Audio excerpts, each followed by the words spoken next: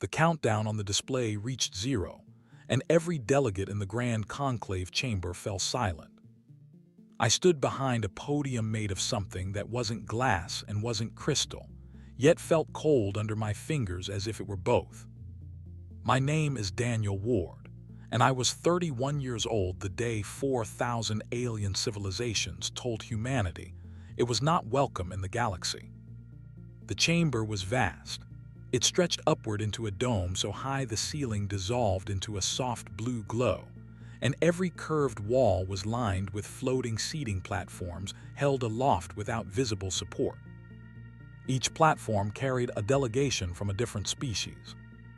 I could not count them all. I had tried during my first week aboard the station and gave up somewhere past 300 because the upper tiers were shrouded in atmospheric bubbles meant for species that did not breathe oxygen. The station was called Athais Yun, and it served as the political center of the Galactic Concordance, a parliament of 4,412 space-faring civilizations that had governed known space for longer than human civilization had existed. We had spent 40 years applying for membership, 40 years of paperwork, cultural reviews, technology audits, biological assessments, diplomatic negotiations, and formal hearings that stretched across generations of human diplomats. I was only the latest. I was supposed to be the last. My final speech had been good. I knew it was good because I had practiced it 200 times, and because the translation matrix had rendered it perfectly into 16,000 linguistic formats simultaneously. I had talked about cooperation, about shared discovery, about the value of fresh perspectives in an ancient galaxy. I had not begged. My instructions from Earth were clear on that point. Present our case with dignity and let the vote speak. The vote spoke. The numbers appeared on the central display in a script I had learned to read during my first year in the diplomatic corps. 406 against, 342 in favor, 64 abstentions. The rejection was not close. It was not a narrow defeat that might be overturned on appeal. It was a wall. I felt my hands go numb on the podium. Somewhere behind me, I heard Lucy Grant, my deputy, exhale through her teeth in a sound that was almost a whistle. The rest of our delegation, 9 diplomats who had collectively spent over a century working toward this moment, said nothing at all. The speaker of the conclave was a drone from the Ronin Collective, a hive mind species that communicated through mathematical harmonics. The drone was small, about the size of a human child with a smooth gray carapace and 4 arms that moved in constant geometric patterns as it spoke. Its voice came through the translation matrix as something flat and precise, stripped of all emotion. The application of the Terran species designation Sol 3 is formally denied by majority decision of the Grand Conclave. The grounds for denial are as follows: biological instability, cultural incoherence, technological prematurity, diplomatic volatility.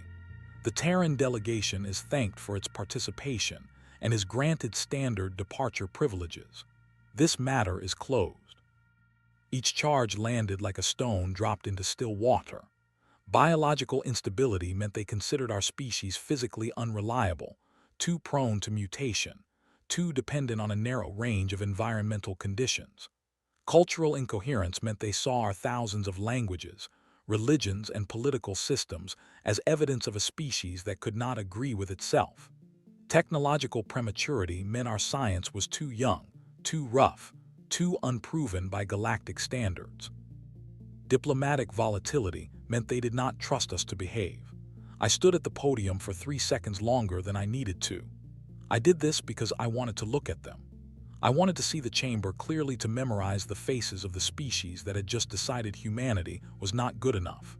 The Velthroni delegation sat in the frontier, their elongated insectoid bodies perfectly still, their compound eyes reflecting the chamber lights and patterns of amber and green. They were the oldest species in the Concordance, and they had led the opposition to our membership for all 40 years. Their representative, a matriarch whose name I could not pronounce, watched me with an expression I had learned to recognize as satisfaction. The Draven, massive silicon-based beings who towered over every other species in the chamber, had already turned away. They had never been interested in us at all. We were carbon-based life, and the Draven regarded carbon life as temporary, a phase the universe would eventually outgrow. I stepped away from the podium. I did not thank the chamber. The protocol manual said I should deliver a formal acknowledgement and express gratitude for the opportunity to present our case. I decided the protocol manual could wait. I walked back to my delegation, and we left the chamber together without looking back. The corridor outside was wide and curved gently to the left, following the station's ring structure. The walls hummed with a low vibration that I had been told was the station's power grid, but that always sounded to me like a very large animal breathing. Lucy fell into step beside me. Her face was controlled, professional, but I could see the tension in her jaw. That was worse than the projections, she said. The projections were optimistic. The projections were based on the assumption that at least half the neutral blocks would swing our way. They did not. No. We walked in silence for 30 seconds. Behind us, the rest of the delegation followed in a loose group. Nobody spoke. Somewhere further down the corridor, I could hear the clicking footsteps of a Veli diplomat and the low harmonic hum that served as polite applause among their species. They were celebrating quietly, formally, but celebrating all the same. We reached the Terran delegation quarters, a modest suite of rooms that the Concordance had assigned us for the duration of our stay. The rooms were functional, but clearly designed for species that were not human. The furniture was slightly too tall, the lighting slightly too blue, and the humidity slightly too low. We had spent weeks adjusting it with portable equipment shipped from Earth, and it still felt like staying in someone else's house, which was exactly what it was. I closed the door and turned to face my team. 9 faces looked back at me. These were career diplomats, people who had spent their entire professional lives working toward galactic membership. Some of them had children who had grown up hearing about this day. Simon Blake, our technology liaison, looked like he had been punched. Peter Holt, the senior cultural attaché, sat down very slowly and stared at the floor. Sophie Watts, who had handled our biological compliance documentation, was already quietly gathering her files into a case. "I need a minute," I said, and walked into the private office at the back of the suite. The office had a single window that looked out into space. Athais Yun orbited a binary star system, and the light came in 2 colors, pale gold and deep orange, that shifted across the walls as the station rotated. I sat in the chair that was too tall for me and opened my communication terminal. There was one message waiting. It was from Earth, from Secretary General Catherine Moore herself. The transmission had been sent before the vote results were officially broadcast, which meant someone in our intelligence network had relayed the numbers the moment they appeared. The message was 5 words long. Understood. Bring everyone home. I read it twice.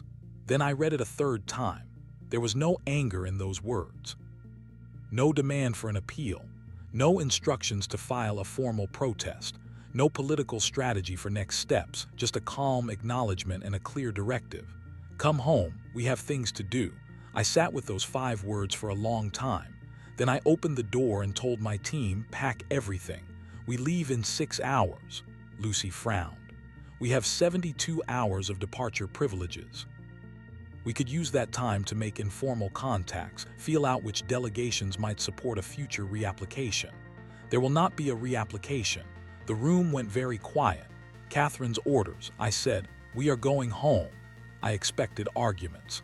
I expected at least some of them to push back, to insist that decades of work deserved more than a 5-word retreat. But something shifted in the room when I said those words. I watched it happen. The grief that had been sitting on their shoulders like physical weight seemed to change shape, to condense into something smaller and harder and more portable. Sophie closed her file case with a click. Simon stood up and began disconnecting our portable environmental equipment. Peter nodded once slowly and reached for his coat. We packed in 4 hours, not 6. We were efficient about it. 30 years of accumulated diplomatic materials. Cultural exchange samples, translation archives, contact databases, and personal belongings went into standardized shipping containers that were loaded onto our shuttle by a maintenance crew that watched us with open curiosity.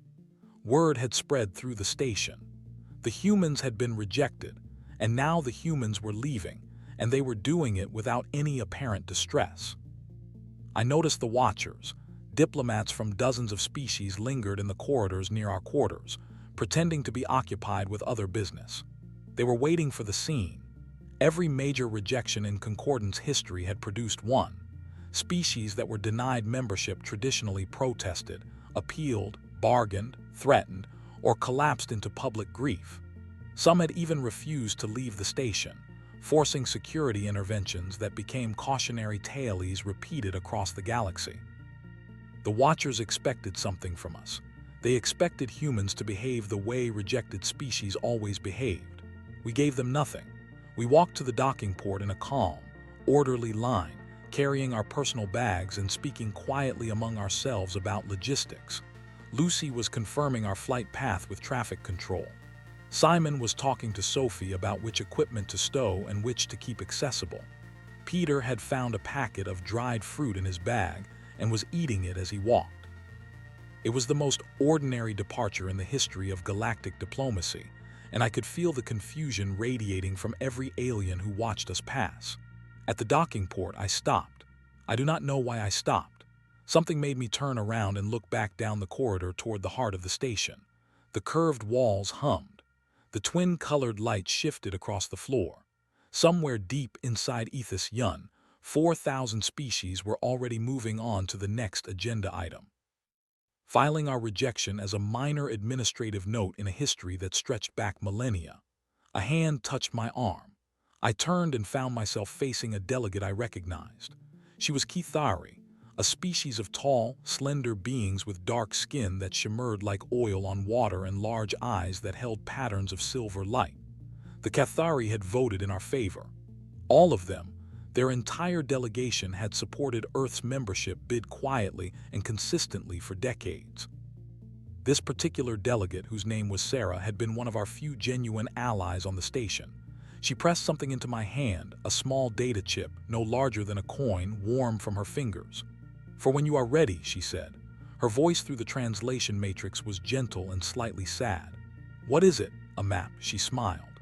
And a Kithari smile was a subtle thing. A slight widening of the eyes, a shift in the silver patterns. "They never looked there. You will." Before I could ask anything else, she stepped back and disappeared into the corridor traffic. I looked at the chip in my palm, then slipped it into my pocket. I boarded the shuttle, the door sealed behind me. Through the viewport, I watched Athos Yun shrink from a structure into a shape, from a shape into a point, from a point into nothing. The stars did not change. They never do. I sat in my seat and thought about what had just happened. The galaxy had looked at humanity and decided we were not enough, not stable enough, not old enough, not uniform enough, not safe enough. We had been measured against a standard we did not set and found wanting by judges we did not choose. And Earth's response had been 5 words: understood. Bring everyone home, not understood. And here is our plan for revenge, not understood. And begin the appeal process. Just come home, because home was where the work was. Home was where the future was. Home was where 7 billion people were waiting to find out what came next. And not a single one of them was going to spend that future waiting for permission from a parliament of species that had already made up their minds. They wanted us to beg. That was the part they had been looking forward to. The protocols, the precedents, the entire cultural framework of the Concordance was built around the assumption that rejected species would be devastated. Because membership was supposed to be the only path to relevance in the galaxy. Without the Concordance, a species had no access to the lane travel network, no seat in the trade agreements, no protection under the collective defense treaties, no voice in the decisions that shaped interstellar civilization. Rejection was supposed to be a death sentence for ambition. We robbed them of their moment. We did not do it on purpose. We did not have a strategy for dignified departure. We just had better things to do. The shuttle jumped to faster than light on a trajectory that our own crude drive systems could barely maintain. And I watched the stars stretch into lines and thought about Sarah's data chip in my pocket. And I thought about Catherine Moore's 5 words. And I thought about the look on the Velrani matriarch's face when I walked away without thanking the chamber. I was smiling. I did not even realize I was smiling until Lucy pointed it out. "What could you possibly be smiling about?" she asked. I thought about it for a moment. "I think I am relieved," I said. "We spent 40 years trying to convince them we belonged. Now we do not have to convince anyone of anything. We just have to be ourselves." Lucy looked at me for a long time. Then she leaned back in her seat and closed her eyes, and I could have sworn I saw the corner of her mouth turn upward too. Earth looked the same from orbit. That was the first thing that struck me when our shuttle dropped out of faster than light, and the planet appeared in the viewport, blue and white and impossibly bright against the black. I had been away for 3 years. 3 years of living on an alien station, breathing recycled air that never quite smelled right, sleeping in rooms designed for bodies shaped differently from mine. And there it was, unchanged, spinning slowly, covered in clouds that did not care about galactic politics. We landed at the Nairobi spaceport, which was the largest facility Earth had for receiving interstellar-capable vessels, though by concordant standards it would have been considered a rural landing pad. Catherine Moore was not there to meet us. She had sent a deputy, a quiet man named Edward Collins, who shook our hands and told us to get some rest and to report to the new agency in 72 hours. When I asked what new agency, he just said I would be briefed and handed me an address. The address led me to a building in Geneva that had no sign on the door. It was an old building, 6 stories of gray stone that looked like it might have been a bank or a government ministry sometime in the previous century. Inside it was anything but old. The corridors were lined with equipment I did not recognize, and the people moving through them walked with the kind of focused energy that told me something important was happening, and everyone knew it except me. I was taken to the 4th floor and shown into an office where a woman was standing at a window, looking out at the city with a tablet in one hand and a cup of tea in the other. She turned when I entered, and I recognized her immediately. Helen Cross, former director of the European Particle Physics Consortium, winner of the Nakamura Prize for Theoretical Physics at age 34, and according to the briefing packet that Edward Collins had given me on the way from the spaceport, the newly appointed director of something called the Threshold Initiative. "You are Daniel Ward," she said. It was not a question. "I am. Sit down. I need to explain something, and I would rather do it quickly because I have 11 other briefings today and a conference call with Buenos's in 40 minutes. I sat. Helen Cross did not sit. She paced. The concordance rejected us. She said, "Fine, we expected it. Not the margin. I will admit that margin was worse than our models predicted, but the rejection itself was always the most likely outcome. And Catherine's contingency planning for this scenario began 6 years ago. Threshold is the contingency." She put her tablet on the desk and a projection appeared above it, rotating slowly. It was a diagram I did not fully understand, but I could recognize enough of it to see that it was an engineering schematic of something vast and complex. "The premise is simple," Helen said. "Everything the concordance refused to share with us, we build ourselves. Every technology we were supposed to receive upon membership, every system we were supposed to gain access to. Every advantage we were told we could not have without their approval, we build it. We build it differently and we build it better." "Better," I said. "Their technology is thousands of years ahead of ours. Their technology is thousands of years old." Helen corrected. "That is not the same thing. The concordance is built on scientific frameworks established by the founding species during the first galactic expansion.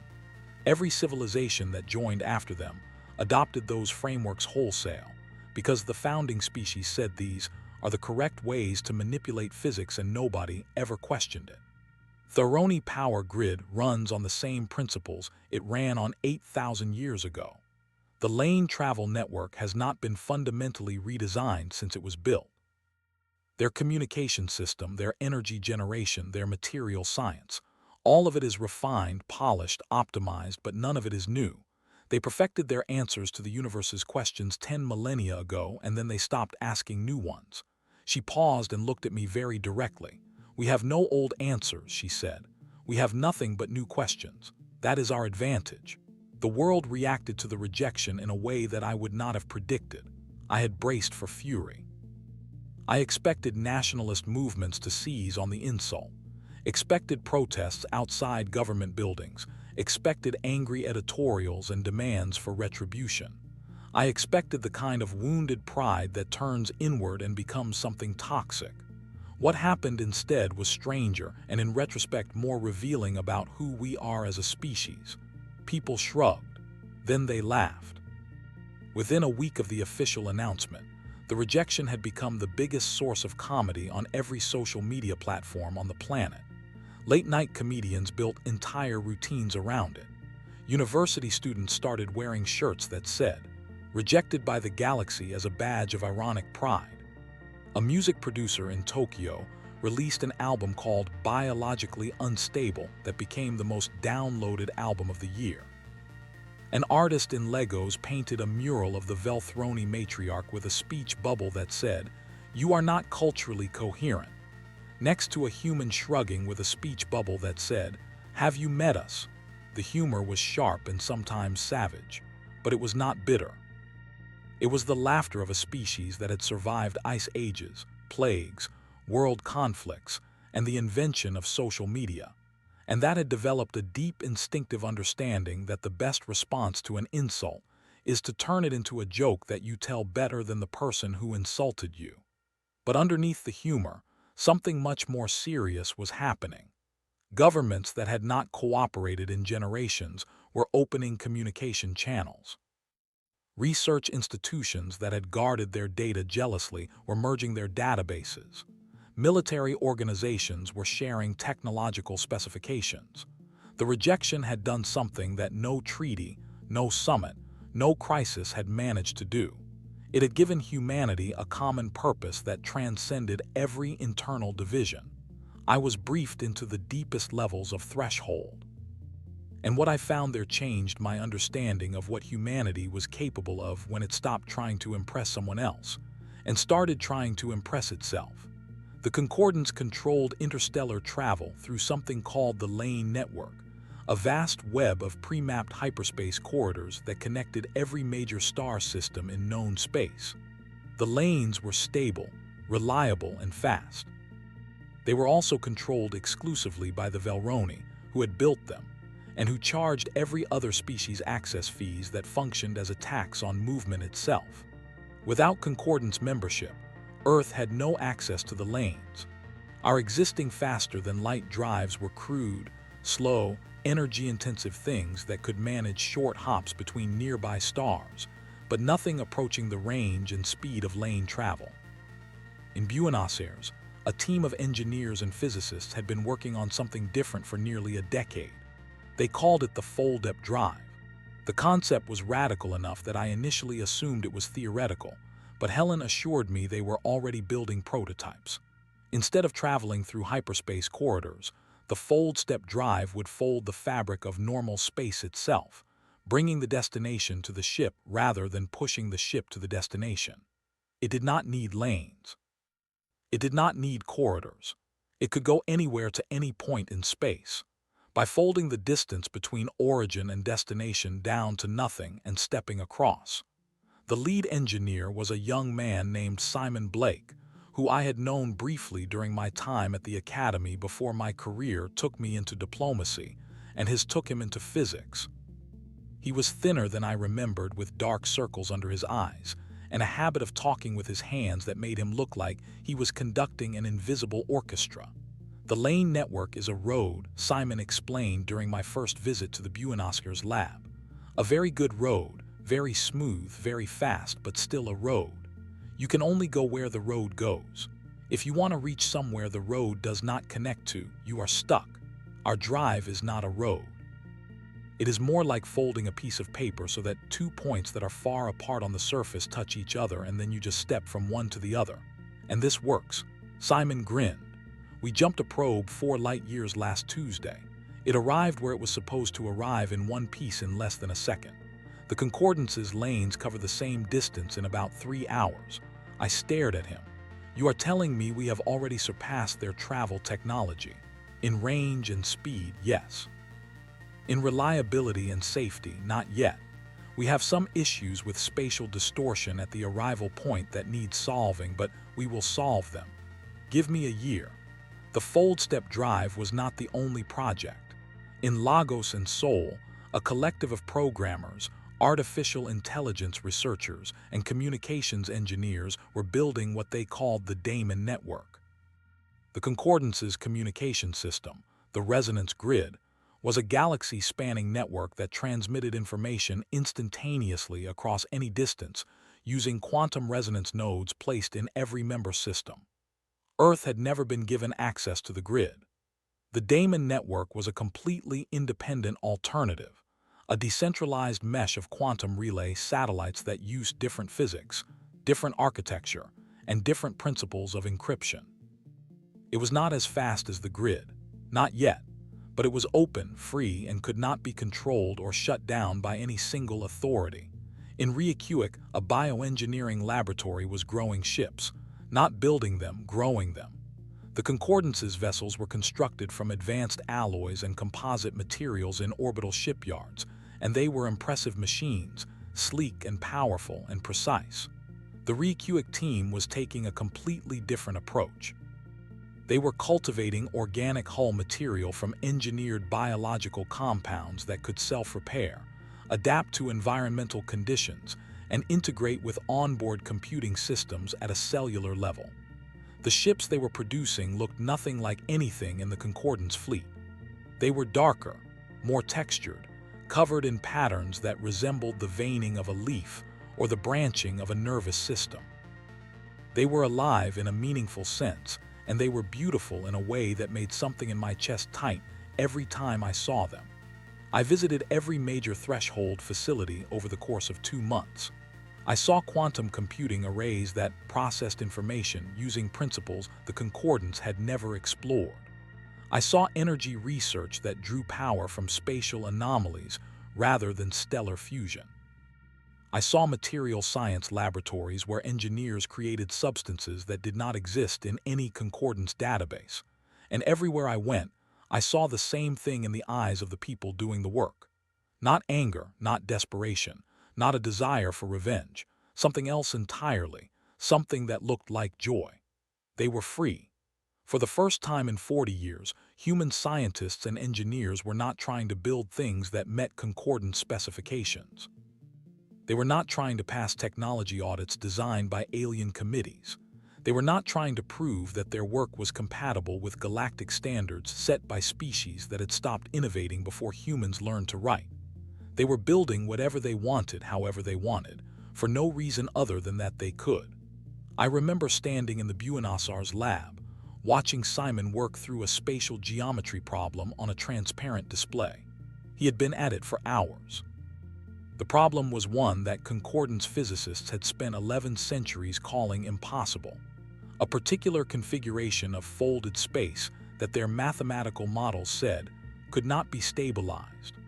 Simon was attacking it with an approach that no Concordance physicist would have considered, because it drew on a branch of mathematics that had been developed on Earth in the 21st century and had no equivalent in galactic academia. He solved it at 3 in the morning. He solved it with a diagram drawn on a napkin, a cold cup of coffee, and an analogy borrowed from origami. He held up the napkin and showed me, and I understood approximately 10% of what I was looking at, but I understood enough to know that it was something the galaxy had never seen before. That was the moment I understood what the Concordance had really done when they rejected us. They did not reject us because we were primitive. Our technology was young, yes, but it was not primitive. They rejected us because we were unpredictable. Every species in the Concordance had followed the same scientific path, adopted the same frameworks, reached the same conclusions through the same methods. They were a galaxy of civilizations that agreed on the fundamental rules of how things worked, and that agreement was the foundation of their order. Humanity did not agree. Humanity had never agreed. We had 1,000 different approaches to every problem, 100 different mathematical traditions, dozens of competing physical theories, and a cultural tolerance for chaos that no other species in the galaxy possessed. We were not too primitive for the Concordance. We were too creative, and creativity in a galaxy that had not had a genuinely new idea in 10,000 years was the most dangerous thing imaginable. That night, back at my quarters, I remembered Sarah's data chip. I had been carrying it in my pocket for months, touching it occasionally without thinking about it, the way you touch a lucky coin. I pulled it out and inserted it into a secure terminal. The chip contained a star chart, not a chart of concordant space, which was extensively mapped and cataloged and available in any public database. This was a chart of a region that did not appear in any public database at all. A vast stretch of the galaxy, spanning thousands of light years, that the concordance had designated the Void March restricted space off limits. The chart was detailed and precise, clearly the product of long-range observation rather than direct exploration. The concordance had looked at the Void March from a distance, but had never gone inside. There was a single annotation at the bottom of the chart written, in Cathari script, that my translation software handled without difficulty. It said, "They never looked here. You will." I stared at that annotation for a very long time. Then I picked up my communicator and called Helen Cross. "I have something you need to see," I said. 3 years after the rejection vote, I stood on the bridge of the Terran fleet ship Perseverance and watched the stars rearrange themselves. The fold-step jump was nothing like lane travel. I had experienced lane travel once during our initial journey to Athos Yun, and it had been smooth, almost boring. The ship entered a corridor of folded hyperspace and glided along it like a train on a track, and 5 hours later, you arrived at your destination with nothing more dramatic than a slight change in the color of the light through the viewports. The fold step was different. The fold step took the space in front of you and compressed it, folded it like cloth, brought a point that was 1,000 light-years away, so close that you could almost touch it. And then the drive stepped the ship across the fold in a single instant. The stars did not streak or blur. They simply changed. One moment you were looking at one arrangement of lights, and the next moment you were looking at a completely different arrangement. And your inner ear told you that something profound had happened even though your body had not moved at all. 12 ships made the jump together. 12 ships that had been grown in Earth's orbital yards over the preceding 18 months. Each one a product of the Recuic bioengineering program and the Buenos Drive project working in concert. They were the most advanced vessels humanity had ever produced, and they looked nothing like any ship the galaxy had seen before. Their hulls were dark living material that pulsed with faint bioluminescent patterns, blues and greens, and occasional flickers of amber that traced the vascular networks running beneath the surface. They had no sharp edges. They curved and flowed like something that had evolved rather than been designed, and in a real sense they had. Each ship was partially alive, its hull capable of self-repair, its internal atmosphere maintained by symbiotic biological systems that recycled air and water with an efficiency no mechanical system could match. The organic computing cores woven into their structures processed information differently from conventional computers using patterns modeled on neural architecture rather than binary logic. The Perseverance was the flagship, and I was aboard it not as commander, but as diplomatic coordinator, because Helen Cross had argued persuasively to Catherine Moore that whatever we found in the Void March, we would need someone who understood first contact protocols.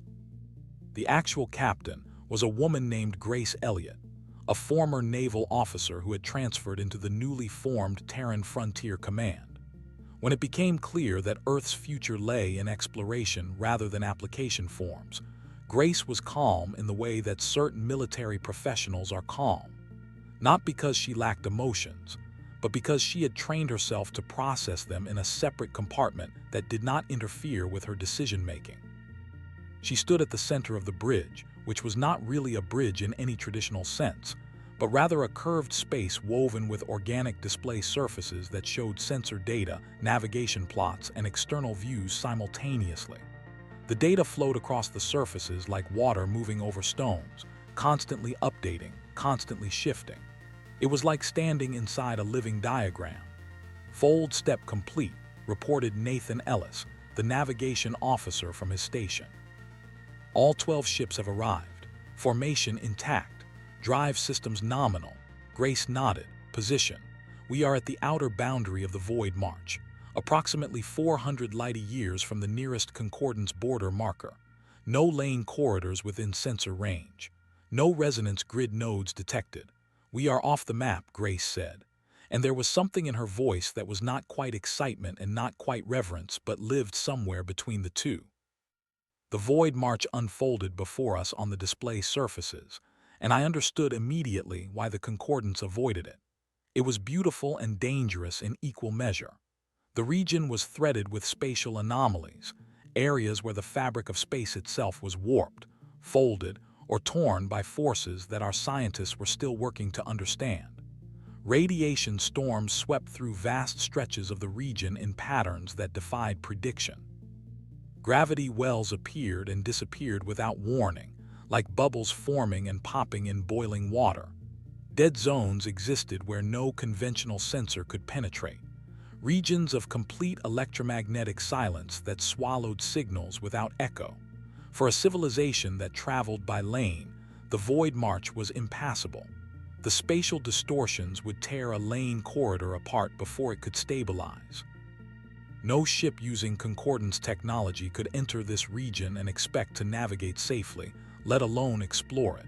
That was why the concordance had marked it as restricted space and moved on. They had looked at the Void March, concluded that their technology could not handle it, and decided it was not worth the effort. Our technology did not have that problem. The fold-step drive did not use lanes. It did not need stable corridors of hyperspace. It folded normal space, and the anomalies of the Void March did not prevent that folding. If anything, Simon had theorized that the spatial distortions might actually make fold jumps easier in some areas, because the space was already partially folded by natural forces. We could go where the concordance could not. We could see what the concordance had never seen. The first week in the Void March was dedicated to careful exploration. Grace moved the fleet slowly, methodically, mapping anomalies and charting safe passages through the most turbulent regions. Nathan's navigation team worked around the clock, feeding data from the fleet sensors into predictive models that grew more accurate with each passing day. The Damon network relays we deployed behind us maintained a solid communication link back to Earth, though the signal had to route around several particularly dense anomaly clusters. On the 9th day, Sophie Watts, who had transitioned from diplomatic biological compliance officer to frontier survey specialist, walked onto the bridge with an expression I had never seen on her face before.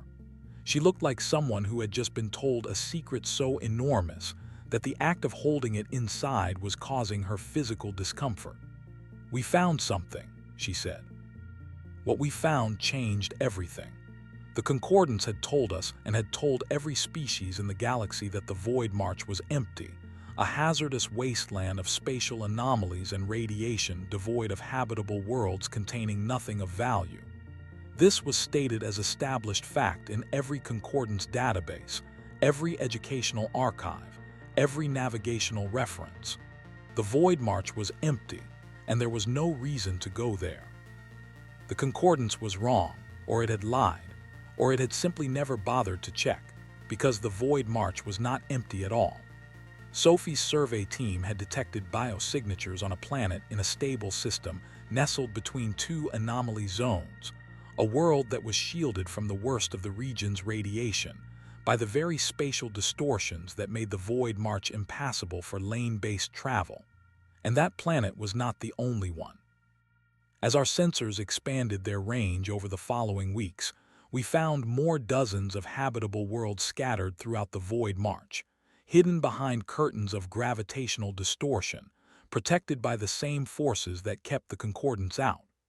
And on those worlds, there was life, not space-faring civilizations, not species that had built ships and explored the stars. These were younger societies, peoples in early stages of development, cultures that had grown and flourished in isolation because no one in the galaxy had ever reached them. They had watched the stars for generations and wondered if they were alone. No one had ever answered. The first species we made contact with were the Sarathi. I will remember that day for as long as I live. The Perseverance descended through the atmosphere of a world called Sarathis, a name we would later learn from its inhabitants. And Grace set us down in a clearing beside a river that ran copper-colored through a forest of trees that grew in spirals. The air tasted like rain, and something faintly sweet that I later learned was the pollen of the spiral trees which bloomed continuously throughout the planet's long growing season. The Sarathi came to us. They did not hide. They did not run. They walked out of their settlement, a cluster of elegant structures built from woven wood and river stone. And they stood at the edge of the clearing and looked at our ship with expressions that I did not need a translation matrix to interpret. Wonder, pure, undiluted wonder, not fear, not hostility, just the overwhelming, breathtaking realization that the universe was bigger than they had imagined, and that something from outside had finally arrived. They were amphibian in basic physiology, with smooth skin that shifted colors slowly in response to their emotional state.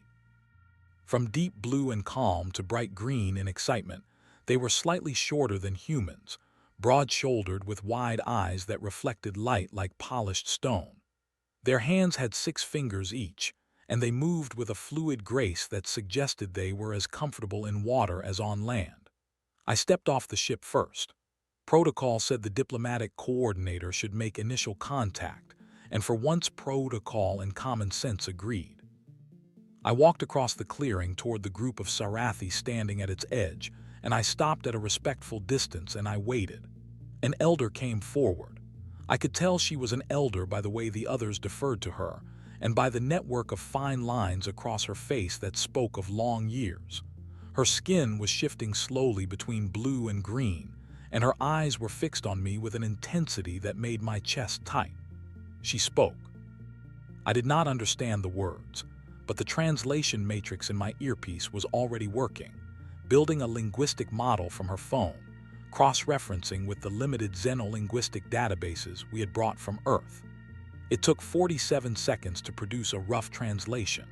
47 seconds during which I stood in a field on an alien world looking at a person who had never seen a human before while she looked back at me with eyes that held centuries of unanswered questions. The translation came through rough and imprecise but intelligible. "Are you from the lights?" I understood what she meant. The lights, the stars, the points of brightness that the Sarathi had watched from their world for generations, wondering, hopping, and never receiving an answer. "Yes," I said, and the translation matrix rendered my word into her language as a sound like water running over smooth stones. "We come from a world that orbits one of those lights. We are called humans." The Ellers's skin turned fully green, around her. The other Sarathi shifted color too, a ripple of bright green spreading through the group like a wave. She reached out her hand toward me, palm up, 6 fingers spread. I did not know what the gesture meant, but I knew what it felt like. It felt like an invitation. I placed my hand on hers. Her skin was cool and smooth, and I felt a slight vibration through her palm that might have been her pulse or might have been something else entirely. We stood like that for a moment, 2 people from 2 different worlds connected by nothing more than the fact that we had both been alone for a very long time, and neither of us wanted to be alone anymore. There was no vote. There was no application process. There was no panel of judges deciding whether the Sarathi were worthy of contact or whether humans were qualified to make it. There were just 2 species meeting for the first time and deciding in that moment to be friends. That was the difference. That was the thing I had been trying to articulate since the day of the rejection vote, and I had finally found it. The concordance treated contact as a transaction. You applied, you were assessed, you were accepted or denied. There were criteria, standards, benchmarks, quotas. It was a bureaucratic process applied to something that should have been a miracle. Meeting another intelligent species, touching a hand from another world, hearing a voice that had evolved under different stars. That was not a transaction. That was a gift, and gifts are not earned, they are given. The days that followed our first meeting with the Sarathi elder were a masterclass in what first contact should have been all along. We did not arrive with forms to fill out or assessments to conduct. We did not ask the Sarathi to demonstrate their technological readiness or prove their cultural coherence. We sat with them by their copper-colored river and shared meals made from ingredients that neither species had ever tasted before. The Sarathi cooked for us slow-roasted roots from the spiral trees wrapped in riverweed that tasted like smoky honey. And we cooked for them simple rice and lentils prepared in the Perseverance's galley that made their skin flush bright green with astonishment. Food, it turns out, is the most universal language in the galaxy. Every species eats. Every species understands the act of offering a stranger something from your table. The Sarathi elder, whose name was Ashun, spent long hours talking with me through the translation matrix, which grew more accurate with each conversation. She told me about her species' history, about the centuries of watching the stars, about the philosophical traditions that had grown up around the question of whether the lights in the sky held other minds. The Sarathi had developed an entire branch of philosophy dedicated to the idea of cosmic companionship. The belief that intelligence was not meant to exist in isolation, that the universe had made thinking beings so that they could find each other and learn to think together. When I told her that the galaxy was full of intelligent species, that thousands of civilizations existed beyond her sky, her skin turned a color I had not seen before. A deep luminous violet that Ashun told me signified a feeling for which her language had no single word. The closest translation was something like the joy of a confirmed hope that you had been afraid was only a dream. Over the following months, we made contact with 11 more species in the Void March. Each encounter was different, and each one taught me something about the extraordinary variety of ways that intelligence can express itself in the universe. The Sarathi had been philosophers and naturalists, a people who spent their lives studying the world around them with patient precision. They had mapped every species on their planet, cataloged the behavior of every creature, charted the movements of every river and weather system, all without the aid of electronic instruments. Their scientific method was based on patient observation, sustained across generations with knowledge passed from elder to student through a tradition of oral teaching that stretched back thousands of years. On another world, we found the Torrent, a species of aven beings who built their cities in the canopies of enormous trees and who communicated through complex songs that carried mathematical information encoded in their harmonic structures. The first time I heard a Torrent greeting song, I thought it was simply beautiful music. It was only later when our linguistic team analyzed the harmonic patterns that we realized the song had contained a precise mathematical description of the singer's location, altitude, heading, speed, family lineage, and emotional state, all encoded in the intervals between notes. Their entire civilization ran on information transmitted through song. Their architecture, their navigation, their governance, their history, all of it was sung. They had no written language because they had never needed one. Sound was their medium, and they had mastered it to a degree that made our most advanced acoustic engineering look like banging rocks together. On a rocky planet deep in the Void March's interior, we encountered the Plume, a subterranean species that navigated by sonar and had developed a form of architecture that was essentially sculpted sound. Buildings whose shapes were designed to create specific acoustic environments.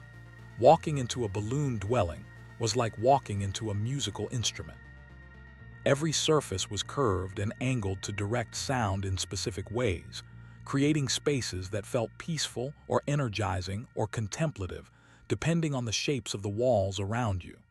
The Poon had never seen the stars. They lived beneath the surface of their world in vast cavern systems that they had carved and shaped over centuries. When we showed them images of the galaxy from the Perseverance's observation deck, they stood in silent contemplation for so long that I began to worry we had overwhelmed them. Then their elder turned to me and said, "Through the translation matrix, we always knew the universe was larger than our caves. We just did not know it was also beautiful." None of them had ever made contact with another species. None of them had known that life existed beyond their own worlds. And none of them had been contacted by the Concordance, because the Concordance had never come to the Void March, because the Void March was empty. The irony was thick enough to taste. The galaxy's most ancient and powerful political institution had declared an entire region of space uninhabitable and worthless. And inside that region, Dozens of civilizations had grown up unseen and unheard, waiting for someone to notice them. The Concordants had not noticed because noticing would have required going to a place their technology could not reach. Humanity had noticed because humanity had been forced to develop technology that could. We also found resources. The Void March was rich in ways that concordant space was not. Rare quantum lattice minerals that did not appear on any galactic trade index. Elements with properties that our physicists had theorized about but never observed. Spatial phenomena that could be harnessed for energy generation on scales that dwarfed anything in the Concordance's power infrastructure. The Void March was not a wasteland. It was a treasure chest that the galaxy's oldest civilizations had been sitting next to for millennia without ever opening the lid. I sat on the outer hull of the Perseverance one evening, sealed inside a pressure suit, looking out at a nebula that no Concordance eye had ever seen. The nebula was vast and complex, a cloud of gas and dust that glowed in shades of violet and gold, lit from within by the light of young stars being born in its depths. It was one of the most beautiful things I had ever seen, and I was the first human to see it. And I was only seeing it because 4,000 alien civilizations had told us we were not welcome in their part of the sky.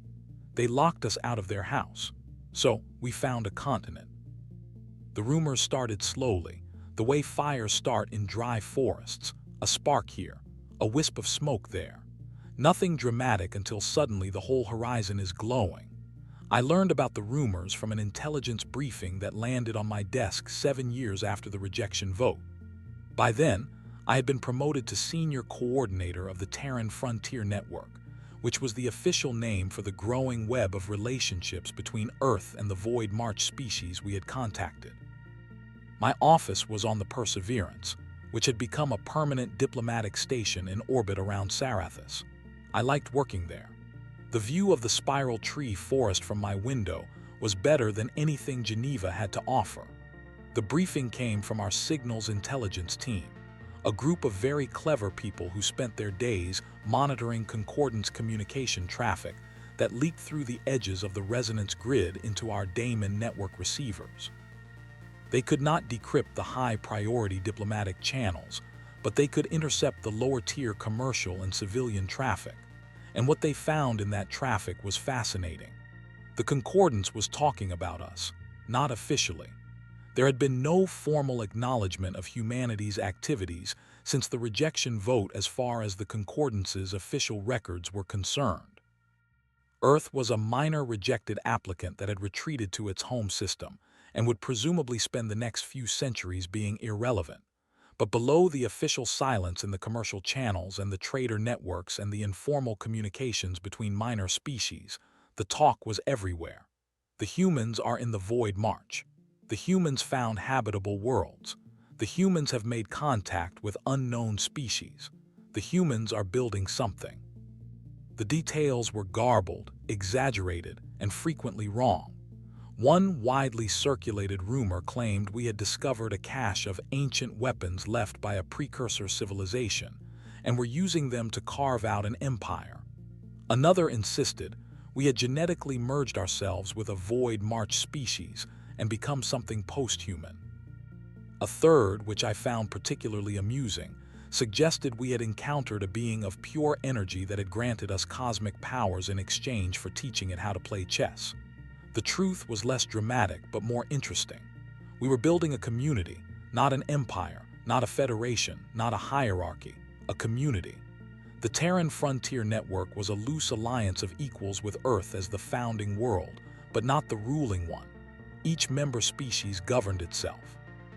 Each contributed what it could and received what it needed. Decisions were made by consensus when consensus was possible and by compromise when it was not. It was messy and slow and sometimes frustrating, and it was the most honest political structure I had ever been part of. The Velroni were the last to take the rumors seriously. Their intelligence analysts dismissed the reports as exaggerations from unreliable sources. The Void March was impassable. Everyone knew that whatever the humans were doing, they could not possibly be doing it in a region of space that no ship could safely navigate.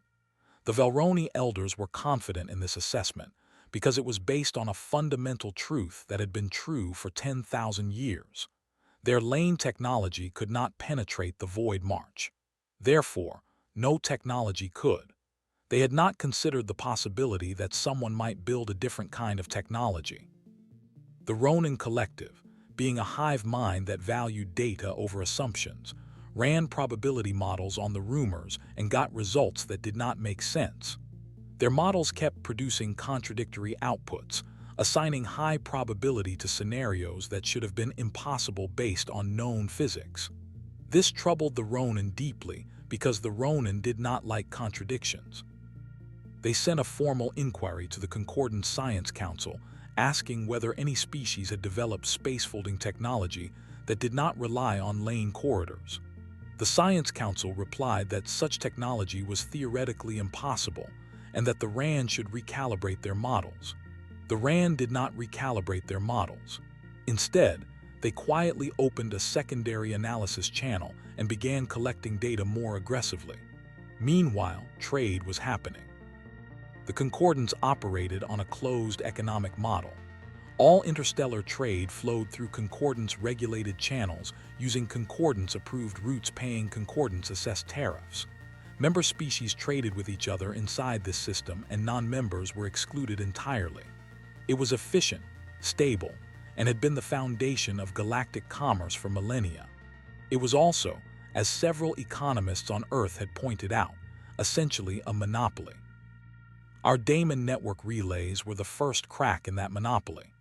The relays were communication devices, simple, robust quantum mesh transceivers that could be deployed anywhere and linked into a decentralized network that did not depend on the resonance grid. They were not as fast as the grid for long-range communication, but they were cheap, easy to install, and free. No access fees, no licensing agreements, no bureaucratic approval process. Just plug them in and start talking. Independent traders, the ones who operated on the margins of concordant space, noticed these were merchants from minor species who had always resented the grid's access fees, which ate into their already thin profit margins. When rumors began circulating that the humans were selling network relays at a fraction of what a grid connection cost, traders started finding ways to reach us. They came through roundabout routes, slipping past concordance border monitors, following coordinates passed through whisper networks and black market channels. They found our frontier stations, and what they found there went beyond communication relays. We had biome whole seeds, small biological packages that could be attached to the exterior of any ship and would grow into self-repping organic whole material over a period of weeks. A ship with biome hull coating could heal micrometeorite damage, seal minor breaches, and adapt its thermal properties to different environments without any mechanical intervention. The Concordance had nothing equivalent. Their ships were maintained by dedicated engineering crews using expensive replacement parts manufactured in specialized orbital facilities. Biome hull seeds cost almost nothing to produce and required no maintenance infrastructure at all. We also had void march minerals, elements, and compounds that did not appear in any concordance trade catalog because they had never been found in concordance space. Some of these materials had extraordinary properties. Quantum lattice crystals that could store and process information at densities that made conventional computing hardware look like abacus beads. Resonance active alloys that vibrated at frequencies useful for medical diagnostics, industrial manufacturing, and communications enhancement. Thermal shift compounds that could regulate temperature with a precision that made environmental control systems obsolete. The economics of the situation were quietly devastating for the Concordance's trade model. For millennia, the Concordance had maintained price stability through control of supply. The founding species owned the patents, the manufacturing processes, and the distribution networks for virtually every advanced material in galactic commerce. New members paid for access to these materials through a complex web of trade agreements, licensing fees, and technology sharing arrangements that ultimately funneled wealth upward to the founding species. It was not exploitation in any crude sense. The materials were genuinely valuable, and the prices were not unreasonable by historical standards. But the system depended on the assumption that there were no alternatives, no other sources of advanced materials, no independent manufacturing capability, no competing supply chain. We were an alternative, not deliberately, not strategically, but simply by existing. Our void march minerals were different from concordance materials, but they performed the same functions. Often better, and they were available without the overhead of concordance trade bureaucracy. A Toranath communications engineer could buy a quantum lattice crystal from us for the cost of a cultural exchange visit. Or she could buy a comparable concordance computing substrate for a price that included manufacturing fees, distribution markups, lane transport charges, and a licensing search charge that went directly to Thoroni Treasury. The choice was not difficult. The black market grew. Concordance border security tried to clamp down on it, but the traders were resourceful, and the border was long, and the Damon network made coordination easy. Within 2 years of the first unauthorized trade contact, a steady stream of goods and information was flowing between the Terran frontier network and the fringes of concordance space. The Cathari made it official first. Sarah, the delegate who had given me the data chip years ago, arrived at our frontier station aboard a private vessel with no concordance markings. She came as an unofficial envoy, carrying credentials that were not quite diplomatic, but not quite commercial either. She existed in a gray area that the Cathari had carefully constructed for exactly this purpose. We met in my office on the Perseverance. She was taller than I remembered, and the silver patterns in her eyes were brighter, shifting with complex emotions that I had learned to read during our years of occasional communication. The Cathari have been dissatisfied with the concordance for a very long time, she told me, sitting in a chair that I had adjusted to accommodate her longer frame. We joined because there was no alternative. The concordance was the galaxy. If you were not part of it, you did not exist. But we never accepted the founding species' assumption that their way of doing things was the only way. We have been waiting for proof that alternatives exist, and now you are building one. She paused. The Cathari wished to establish a formal friendship treaty with Earth and its partners. Not a trade agreement, not a non-aggression pact, a friendship between equals. I signed the treaty the following day. It was the first formal agreement between a concordance member species and the Terran frontier network, and it sent a signal that I suspect the Velthrani picked up even through the walls of their own denial. The Velrani eventually decided they needed information that did not come from rumors and probability models. They pressured the Concordance Intelligence Directorate into dispatching a surveillance drone to the Void March. The drone was one of their best, a small, fast, heavily shielded autonomous probe designed for long-range reconnaissance in hostile environments. The drone entered the Void March and immediately began encountering spatial anomalies that pushed the limits of its shielding. It navigated through them using a combination of pre-programmed evasion protocols and real-time sensor adaptation. And after 12 days of careful travel, it reached the outer boundary of the Terran frontier network. Our patrol ship detected it within minutes.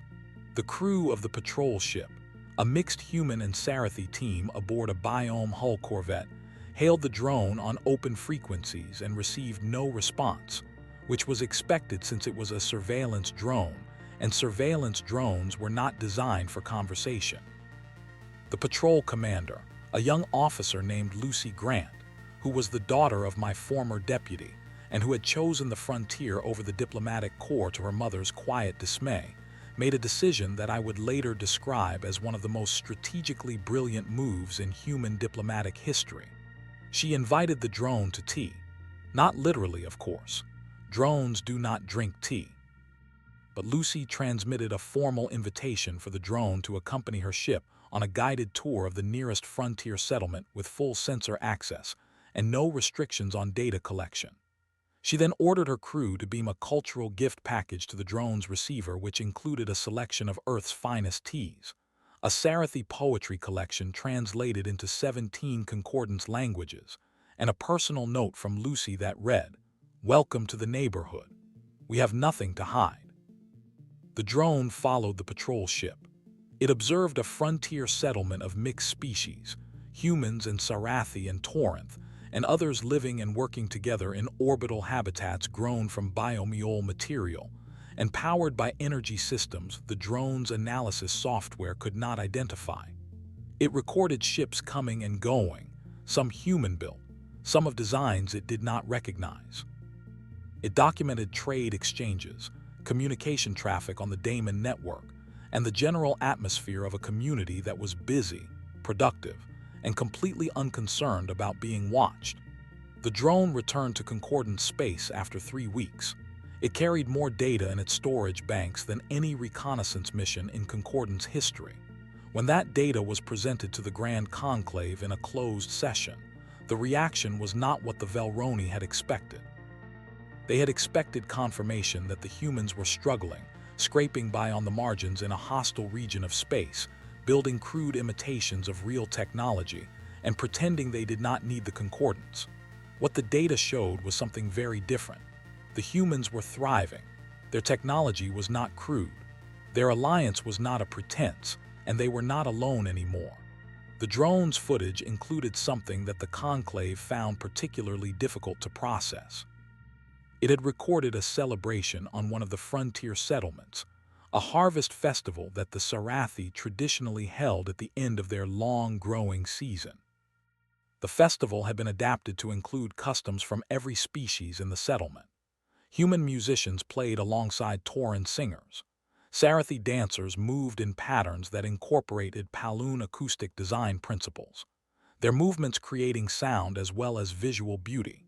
Children from 3 different species played a game together that appeared to have been invented specifically for them, with rules that accommodated different body types and sensory abilities. The footage showed a community that was not merely coexisting but genuinely integrated, a society in which the differences between species were not barriers to be overcome, but ingredients to be combined. The Concordance had never produced anything like this. In the Concordance, species maintained their separate identities, their separate territories, their separate traditions. They cooperated when cooperation served their interests, and they retreated to their own worlds when it did not. Integration at the level the drone had observed was not just unusual, it was unprecedented. It suggested a social model that the Concordance's founding principles did not account for and could not explain. The Velthroni matriarch who had led the rejection campaign sat in her floating platform and watched the footage of Lucy Grant's patrol ship, a living vessel with a self-healing hull that glowed with soft bioluminescence, escorting a Concordance surveillance drone through a neighborhood of species the Concordance had never known existed. Her compound eyes reflected the images without expression, but the younger delegates on surrounding platforms were not so controlled. I was told later that the whispered conversations that filled the chamber after the presentation were louder and more numerous than anything the Grand Conclave had heard in centuries. The humans had been shunned, and they had built something without asking. The galaxy was starting to notice. 10 years after the vote that was supposed to end our story, I sat in a conference room on a station that had not existed 5 years earlier and watched the balance of galactic power shift in real time. The station was called Threshold 1, named after the initiative that had started all of this, and it orbited a gas giant in the central void march. It was the largest structure the Terran Frontier Network had built, a sprawling complex of grown and fabricated sections that served as the administrative hub for what we now call the Terran Open Compact. The name change had been necessary because the network had outgrown the word network. We were not a loose alliance of trading partners anymore. We were something more substantial, more permanent, and more threatening to the established order than anyone had anticipated, including us. The Terran Open Compact consisted of 31 member species. Earth was the founding world, but it held no special authority. Each member had an equal voice in the Compact Council, which met monthly in a chamber aboard Threshold 1 that had been specifically designed to accommodate the physical requirements of every member species. The chamber had sections with different atmospheric compositions, different gravity settings, different lighting spectra, and different acoustic properties. It was, in a practical sense, a room that contained 31 different environments simultaneously, separated by transparent barriers that allowed visual contact while maintaining each species' comfort. It was ridiculous and wonderful, and it worked. I was in the conference room adjacent to the council chamber, reviewing intelligence summaries with Helen Cross, who was now the Compact Secretary General, a title she had accepted reluctantly and performed with the same focused intensity she had brought to particle physics. 87, she said, pointing at a number on the display. 87 what species? In the last 14 months, 87 concordance member species have formally withdrawn from the concordance or downgraded their membership to observer status. I leaned back in my chair. That is more than double the number from last year. It is accelerating. The pattern is consistent. Small and medium-sized species, the ones that have always been marginalized within the concordance's hierarchical structure, are leaving. They are not joining the compact directly because that would trigger concordance sanctions during the withdrawal transition period. Instead, they declare independence first, wait out the mandatory cooling period, and then open trade and diplomatic relations with us.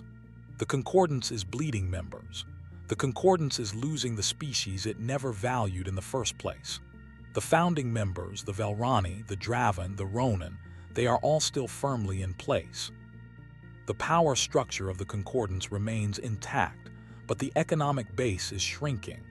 Every species that leaves takes its trade volume, its resource contributions, and its manufacturing capacity with it. The concordance is like a building losing bricks from the lower floors. The penthouse is still standing, but the foundation is developing cracks.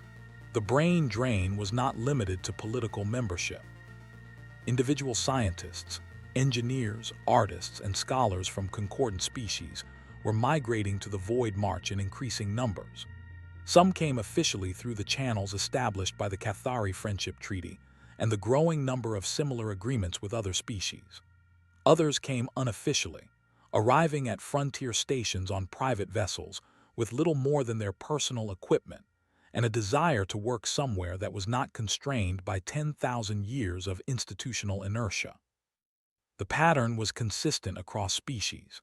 The individuals who came to us were invariably the ones who had been frustrated by the concordance's intellectual conservatism, the ones who had ideas that did not fit within the established frameworks, the ones who had been told that certain questions were not worth asking or that certain approaches were not worth pursuing. In the concordance, orthodoxy was not just a preference. It was a structural requirement. The founding species had laid down the laws of physics, the methods of engineering, the principles of biology, and the framework of mathematics. Everything that came after was built on that foundation, and questioning the foundation was treated not as scientific inquiry, but as a form of disrespect. In the compact, there was no foundation to disrespect. There were only questions, and anyone could ask them, and any answer that worked was accepted, regardless of whose traditions it violated. This made the compact intellectually chaotic by concordance standards, but it also made it the most productive research environment in the galaxy. Ideas that would have taken centuries to develop in the concordance's careful hierarchical system were being tested, refined, and deployed in the compact in years or even months. The pace was exhilarating and occasionally alarming, and it attracted exactly the kind of minds that the concordance could least afford to lose. I met a Velroni engineer during this period, a young female named Kessa who had left her home world against the explicit instructions of her clan matriarch. She had specialized in energy systems at the Velthrani Academy of Applied Sciences, the most prestigious technical institution in the concordance, and she had grown increasingly frustrated with the Academy's refusal to explore any energy generation method that deviated from the founding species' established models. I proposed a research project on gravitational energy harvesting. She told me during her intake interview at Threshold 1. Her compound eyes held patterns of orange and gold that I had learned to associate with agitation. The concept was sound. The mathematics supported it. My advisor told me it was inappropriate because it contradicted the established understanding of gravitational dynamics. Contradicted it how? It suggested that the established understanding was incomplete, and that was unacceptable. At the Velthroni Academy, suggesting that the founders were incomplete is the same as suggesting they were wrong, and the founders are never wrong. Kessa joined a compact research team that was doing exactly the kind of work her academy had forbidden. Within 8 months, her gravitational energy harvesting concept had progressed from theory to prototype. Within a year, it was operational. The irony was not lost on anyone. The technology gap between the compact and the concordance was shifting, and it was shifting in a direction that the concordance found deeply uncomfortable. For 10,000 years, the founding species had held the technological high ground. Their science was the science. Their methods were the methods. Other species could refine and apply what the founders had established, but the fundamental principles were settled and not subject to revision. This arrangement had produced a galaxy that was remarkably stable and remarkably stagnant, a civilization that had reached a plateau of capability and then remained on that plateau comfortably for millennia. The compact did not have a plateau. The compact had a trajectory, and the trajectory was steep. The pivotal moment came at a joint engineering summit hosted on Threshold 1, attended by representatives from every compact species, and observed remotely by several concordance intelligence services that we politely pretended not to notice. Simon Blake, now the compact's chief technology advisor and something of a folk hero among frontier engineers, presented the results of a 3-year collaboration between human physicists, Sarathi spatial theorists, and Kethari energy specialists. They had built a cascade reactor. I watched Simon present the data, and even though I understood perhaps a quarter of the physics involved, I understood the implications completely. The concordance's energy infrastructure was based on stellar fusion, the process of extracting power from stars using orbiting collection arrays. It was clean, abundant, and had been the standard across the galaxy for longer than anyone could remember. It also had a hard ceiling. There was a maximum amount of energy you could extract from a star without destabilizing it, and the concordance had reached that ceiling centuries ago. Their civilization ran at maximum power, and maximum power was all it would ever have. The Cascade reactor did not use stellar fusion.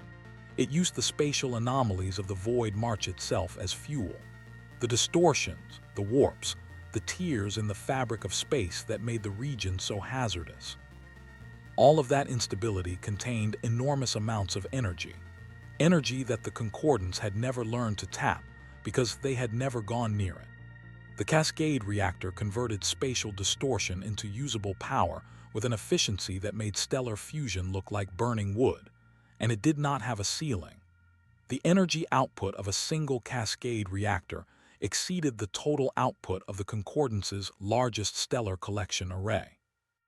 A network of Cascade reactors deployed across the void marches, many anomaly zones could theoretically power a civilization of unlimited size.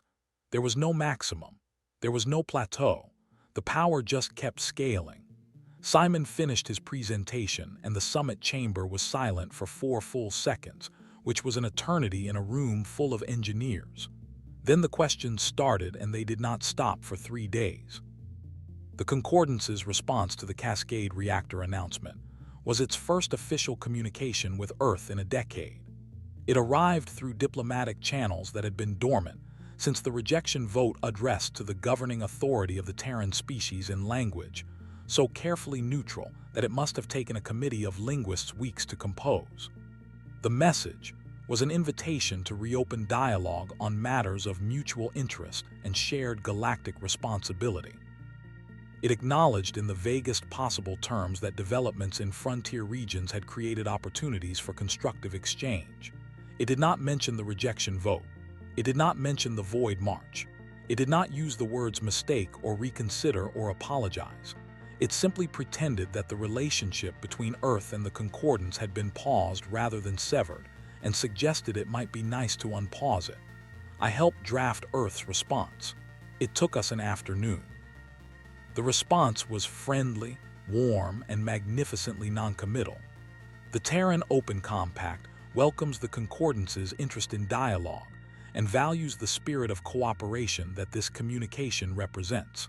We are always open to conversations with any species or organization that shares our commitment to mutual respect and shared progress. Unfortunately, our current schedule of commitments and ongoing projects makes it difficult to identify a suitable window for formal talks in the immediate future.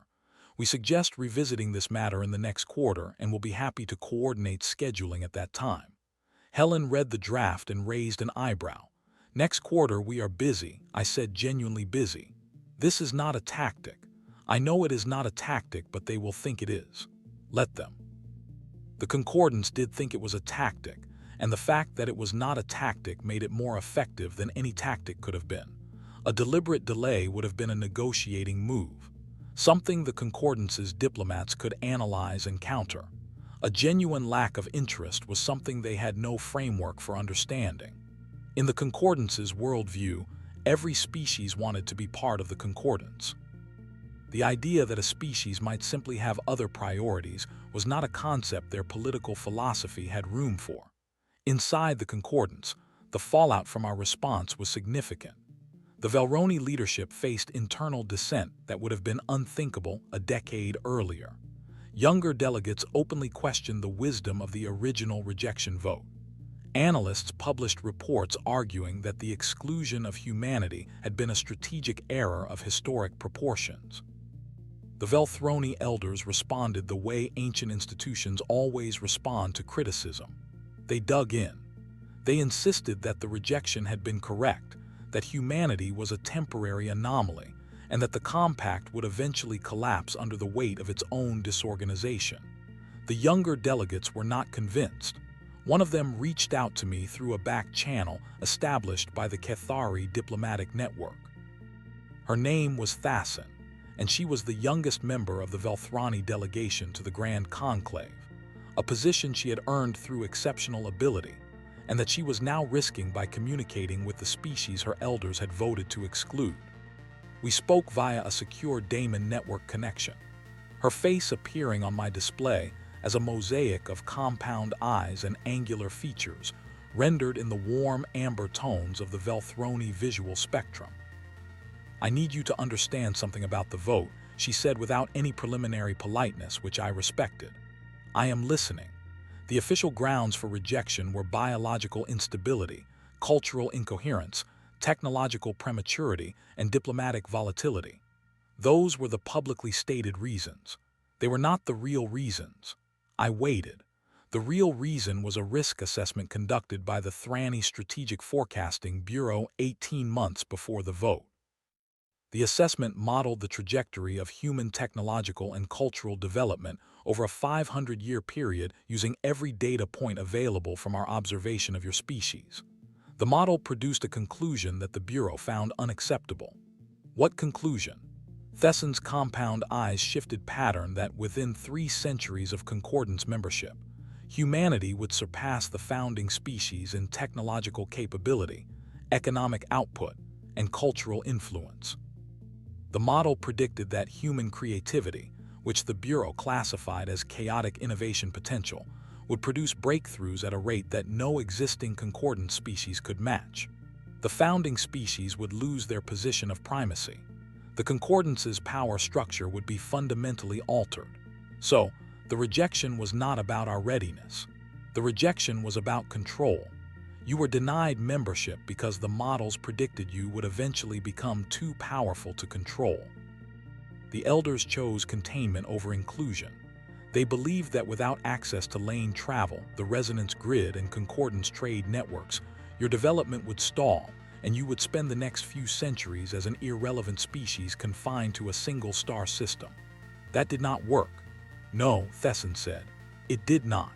I sat with that information for a long time after the call ended. I was not surprised. Some part of me had suspected something like this since the day of the vote. Since the moment I saw the margin of rejection and understood that it was too large, too coordinated, too uniform to be the result of genuine concern about our biology or our culture. It had been a political operation, not an assessment. The THR-Roni had decided to shut us out, and they had whipped the votes to make it happen. But knowing the truth did not make me angry. It made me sad. Sad for the Velroni. Sad for the concordance. Sad for a galaxy that had chosen fear over curiosity, control over cooperation, stagnation over growth. I thought about the Sarathi elder who had reached out her hand to me in the clearing on her home world. And I thought about the Velthrani matriarch who had sat in her floating platform and watched me walk away. And I understood that the difference between those two moments was the difference between a civilization that was still growing and one that had stopped. Imagine being so afraid of the future that you try to vote it out of existence. Imagine building a galaxy spanning Parliament and using it to lock the door against anyone who might change things. Imagine having 10,000 years of accumulated knowledge and power and using it to stand still. The Concordants had not rejected us because we were too primitive. They had rejected us because we were too alive. The distress signal arrived at 3:00 in the morning station time. I was asleep in my quarters on Threshold 1 when the emergency alert pulled me out of a dream I immediately forgot. The alert tone was one I had never heard before, a deep pulsing harmonic that vibrated through the walls and the floor and my teeth. It was the Compact's highest priority warning, a signal designated for events that threatened not just a single station or fleet, but the survival of multiple species. I was dressed and on the command deck in 4 minutes. Helen was already there, standing at the central display with her arms crossed and her face showing an expression I had seen only once before, the day she had told me about Threshold for the first time. Controlled intensity, a mind processing information faster than a mouth could report it. "What happened?" I said. She pointed at the display. A three-dimensional map of the border region between Concordant space and the Void March rotated slowly, and at its center, a pulsing red marker indicated something that should not have been there. 12 hours ago, a spatial anomaly opened in the border region. Helen said, "It is not like the anomalies in the Void March. Those are natural, stable enough to map and navigate around. This one is different. It is a rupture, a tear in the fabric of subspace itself, and it is expanding. How fast?" At its current rate, it will consume the 3 nearest star systems within 90 days. 6 more within a year. I stared at the display. 9 star systems, billions of inhabitants, concordant citizens and compact partners alike. What caused it? We do not know yet. Our spatial physics teams are analyzing the data, but the rupture's energy signature does not match anything in our models. Simon is already on his way here with a team from the Buenoscars lab. He says the preliminary readings suggest it is not natural. Not natural. He thinks something triggered it, something deep in the galactic core. He used the word activation as if a mechanism that had been dormant was suddenly turned on. Over the next 48 hours, the picture became clearer and worse. The rupture, which the media quickly began calling simply the rupture, was growing at an accelerating rate. Spatial distortions radiated outward from its center like ripples from a stone dropped into water.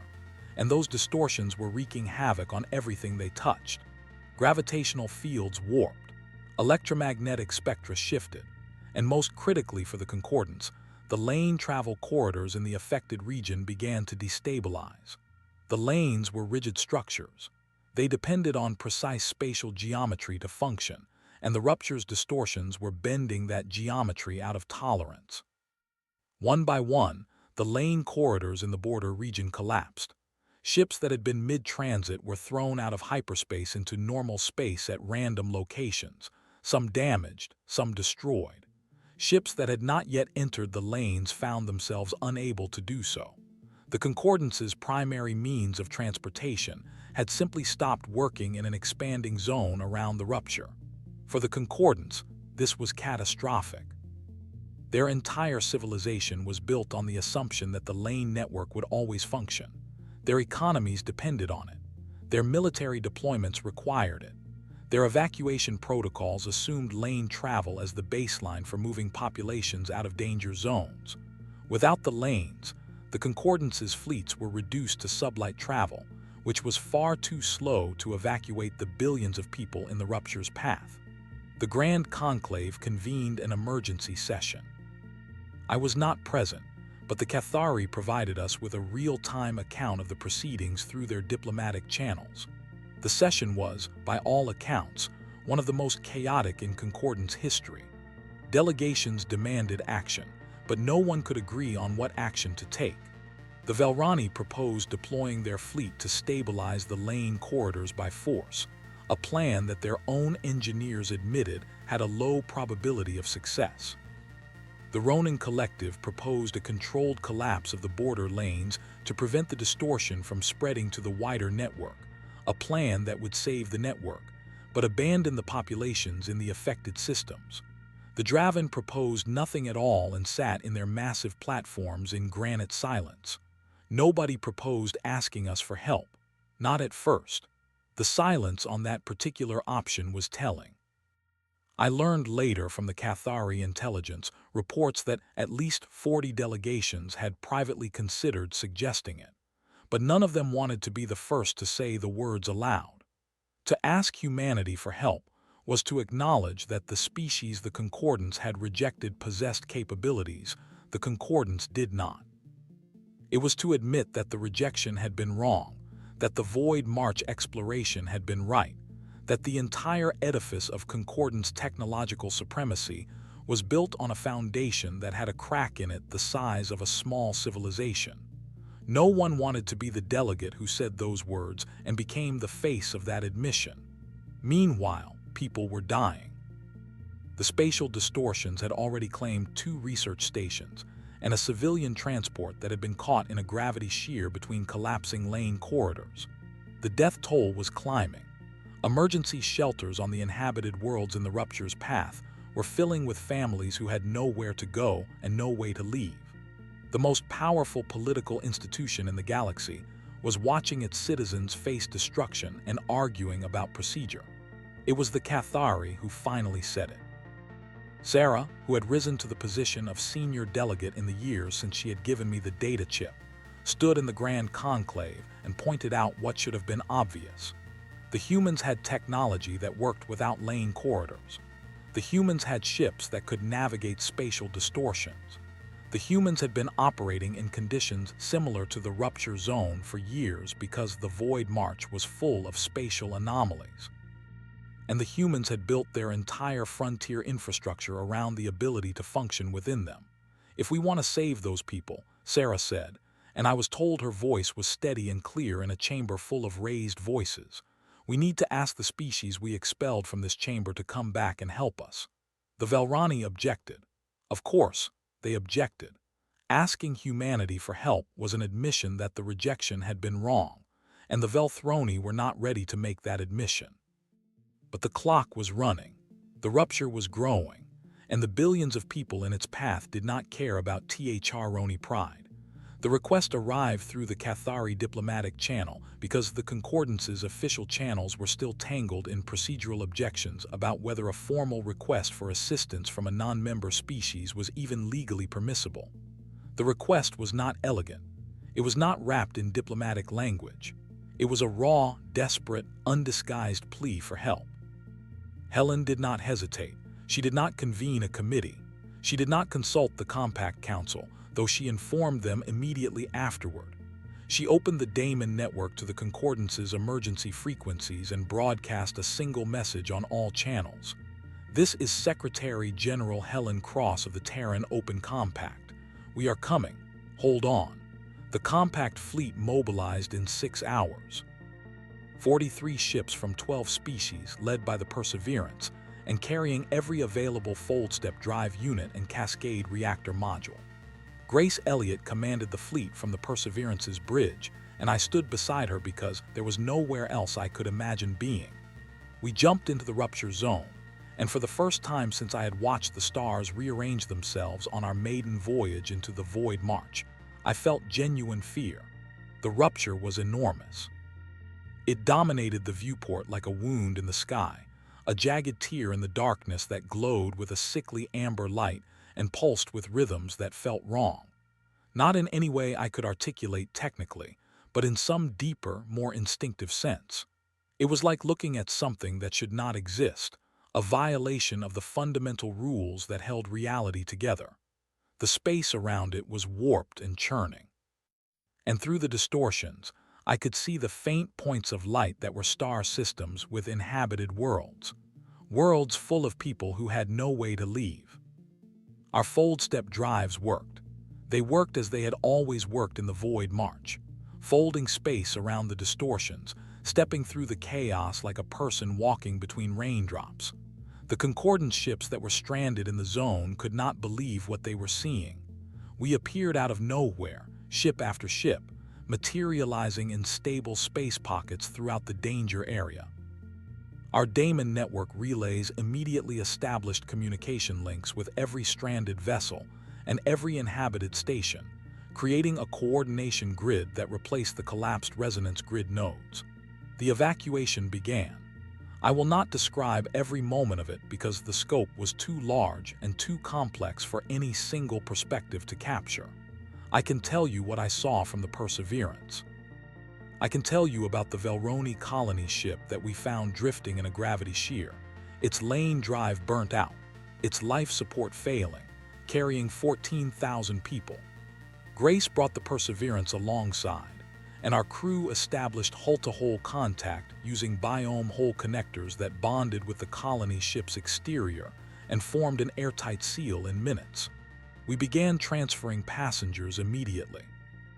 14,000 Velthroni walked through a corridor of living material grown from human technology from their crippled ship to ours, and every one of them was given water, food, and a safe place to sit. I can tell you about the mixed convoy that Nathan Ellis navigated through a field of gravitational distortions so dense that conventional navigation would have been suicide.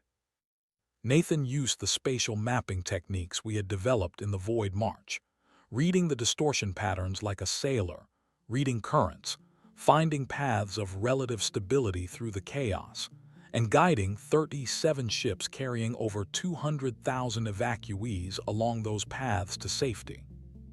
I can tell you about the Sarathi medical teams who worked alongside human doctors in improvised triage centers on every ship in the fleet, treating injuries caused by the spatial distortions, decompression accidents, and the sheer physical stress of emergency evacuation. The Sarathi had no prior experience with Velrani physiology, but they learned fast, and their calm, methodical approach to medicine complemented the human doctor's intensity in ways that saved lives. I watched a Sarathi healer and a human surgeon work side by side on a Velroni child who had been injured during the gravitational shear that damaged her colony ship. The Sarathi studied the child with gentle hands, her skin cycling through calming shades of blue that seemed to ease the child's distress, while the surgeon worked with quick, precise movements to stabilize a fracture that Velrani anatomy made complicated. They did not speak the same language. They did not share a species or a home world or a medical tradition, but they saved that child's life together. And when it was done, the Sarathi healer placed her hand on the surgeon's shoulder, and her skin turned a shade of green that meant gratitude. And the surgeon nodded, and they moved to the next patient without a word. I can tell you about the communication officers who worked around the clock on the daemon network, coordinating the movements of hundreds of ships across a zone of space where conventional communication was unreliable. Every relay had to be repositioned constantly as the spatial distortions shifted, and every coordination signal had to be routed through a maze of interference patterns that changed by the hour. A young communications specialist named Oliver Penn, who had been recruited out of a university program in Edinburgh and who had never seen anything more dangerous than a laboratory simulation, spent 72 hours without sleep keeping the coordination network functional. When I ordered him to rest, he looked at me with red-rimmed eyes and said, "There are ships out there that need to know where to go. I will rest when they are safe." He rested 4 hours later when the last ship in his sector cleared the distortion zone, and he slept for 14 hours straight on the floor of the communications bay because he did not make it to his bunk. And I can tell you about the moment that still wakes me up at night, not with fear, but with a complicated emotion that sits somewhere between pride and grief. Simon Blake had devised a plan to stop the rupture, not just to evacuate people from its path, but to actually close it. The plan was audacious, untested, and relied on a theoretical framework that Simon himself admitted was only about 70% complete. The idea was to use a network of cascade reactors deployed in a specific pattern around the rupture's perimeter to generate a counter-distortion field that would essentially stitch subspace back together. Each reactor would produce a localized spatial stabilization effect, and the overlapping effects from multiple reactors would in theory create a pressure that pushed the tier closed. The problem was that the reactors had to be placed precisely, and some of the placement points were deep inside the rupture's most violent distortion zones. Ships that carried reactors to those points would be operating in conditions where even fold-step drives were unreliable. The spatial distortions near the rupture's core were so extreme that the probability of a successful fold-step jump dropped below 50%. Any ship that went in might not come out. Simon presented the plan on the Perseverance's bridge, surrounded by the senior officers of the fleet and the holographic projections of Compact and Concordance commanders who were monitoring from safer positions. He did not sugarcoat the risks. "The core placements are the critical ones," he said, pointing to 7 positions on the three-dimensional map of the rupture. "Without those reactors in place, the network will not generate enough counter-distortion to close the tier. The outer placements can be done safely. The core placements cannot." "What is the survival probability for crews at the core positions?" Grace asked. Simon paused. "Variable. Some positions are more hazardous than others. For the 3 deepest placements, the probability of successful deployment and retrieval is between 20 and 35%. The bridge was very quiet. "Volunteers only," Grace said. "This is not an order. Every ship in the fleet volunteered. Every single one. Human crews, Sarathi crews, Tauran crews, Cathari crews, they all offered to take the core positions. Grace selected the 7 teams based on equipment readiness and drive calibration. And when the selections were announced, the crews that were chosen did not celebrate or make speeches. They checked their equipment, ran their pre-flight calculations, and departed. 3 of the 7 core deployment ships did not return. The reactors they carried were successfully placed before contact was lost. The cascade network activated. The counter-distortion field generated by the combined output of all reactors' core and perimeter produced a pressure wave that propagated inward from all directions simultaneously. The rupture resisted. It pulsed and surged and seemed to fight against the closure. And for 17 minutes that lasted approximately 7 years in subjective experience. I stood on the bridge of the Perseverance and watched the display and did not breathe. Then the rupture collapsed. Not slowly, not gracefully, but suddenly, like a door slamming shut, the amber light vanished, the spatial distortion smoothed, the gravitational shears flattened. The stars settled back into their proper positions, and the sky looked normal again, and the only evidence that anything had happened was a faint residual shimmer at the point where the tier had been, and the silence on the frequencies where 3 ships had been transmitting moments before. Grace turned to me. There were tears on her face, which was the first time I had ever seen her cry. "Get me the names," she said. "All of them." I read the crew manifests of the 3 lost ships aloud on the bridge of the Perseverance, and my voice broke on the 7th name and did not fully recover for the rest of the list. There were 41 names in total. Humans and Sarathi and 1 Cathari engineer who had volunteered for a core placement crew because she said she wanted to test her gravitational energy harvesting concept under extreme conditions and might never get another chance. Her name was Kessa, the young Velthroni defector who had joined us because her academy would not let her ask the questions she needed to ask. She had found her answers in a place where the questions were the most dangerous they could possibly be. 41 people. They did not die to prove a point. They did not die to show the concordance that humanity was worthy. They did not die for revenge or for pride or for any of the reasons that the old galaxy story said people should die for. They died because people were in danger and they could help. And when the call went out for volunteers, they raised their hands. That was it. That was the whole reason. And that was humanity right there in its simplest and most essential form. Not the species that was too primitive for the concordance. Not the species that was biologically unstable or culturally incoherent. Just the species that showed up when things went wrong and did what needed to be done and sometimes did not come back.